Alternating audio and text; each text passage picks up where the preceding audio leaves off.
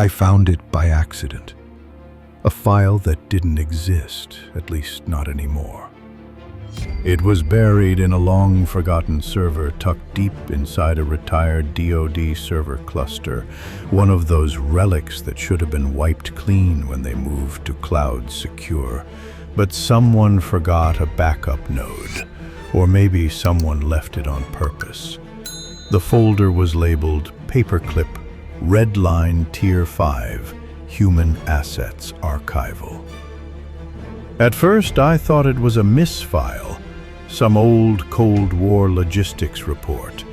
But when I opened it, the air felt different. You ever read something so dangerous you feel like your heartbeat isn't yours anymore? There were names I recognized, and names I wish I hadn't. The world was told the war ended in 1945. It didn't. The battlefield just moved indoors, into labs, into boardrooms, into minds. You know the name Wernher von Braun, right?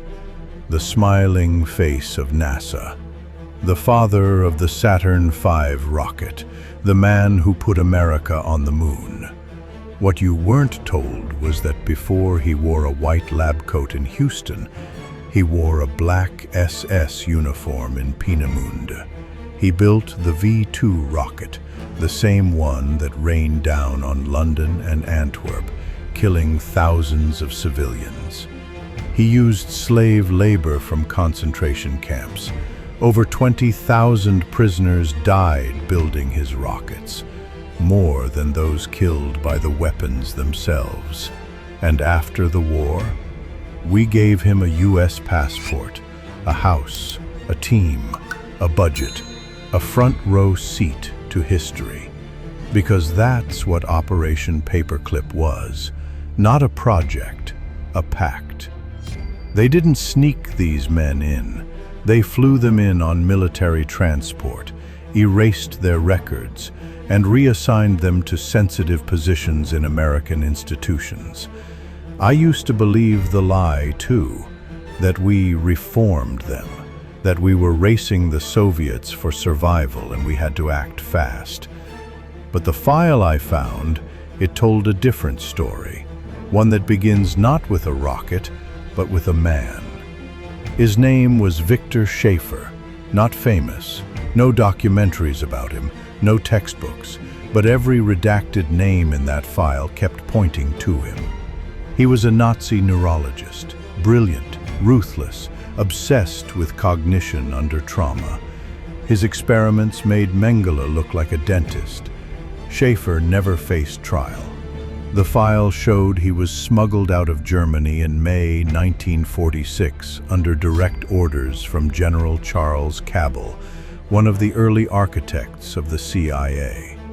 Cabell's handwritten note was still in the margins. Asset VS vital to future MK initiatives. Sanitized background, no public trail. Transfer to Fort Detrick. That's when I realized. Paperclip didn't just build rockets. It built everything. Bioweapons programs, mind control experiments, surveillance doctrine. Even our space race, we didn't just hire monsters, we learned from them.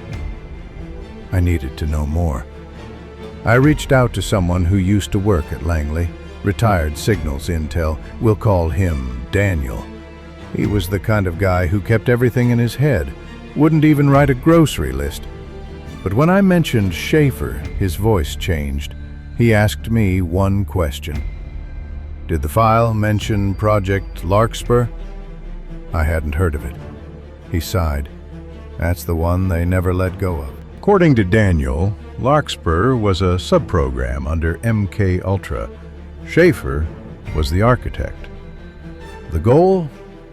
Not just to break minds, but to rebuild them with implanted directives, false memories, trigger codes, literal programmable people. It wasn't theoretical. They tested it on soldiers, on civilians, on children. Some subjects went insane. Some became assets. Some disappeared completely. Here's the part that made me sweat. The Larkspur protocols didn't stop in the 60s. The last update in the file?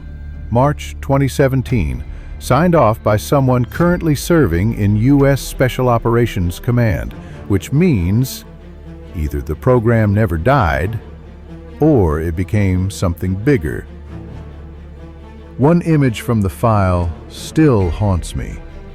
A grainy black and white photo, 3 men in lab coats, 2 blurred, 1 smiling perfectly in focus. A name scrawled underneath, VS001, Schaefer, Victor, Asset Reassignment, 1954. In the background, a child, sitting upright, wires on his head, eyes wide open, not afraid, awake. Why don't people know about this? That's what I kept asking. And the answer's simple. We buried the truth under progress. We put Nazi minds behind our greatest triumphs, behind our missiles, our moon landings, our medical breakthroughs, and we told ourselves it was worth it. The lives lost, the ethics erased, the monsters embraced. We scrubbed history clean with American flags. I tried reporting it. First, to a journalist I trusted, then to a federal contact, then to a senator's aide. 3 weeks later, I was placed on indefinite leave, my clearance revoked, my files erased. And that journalist?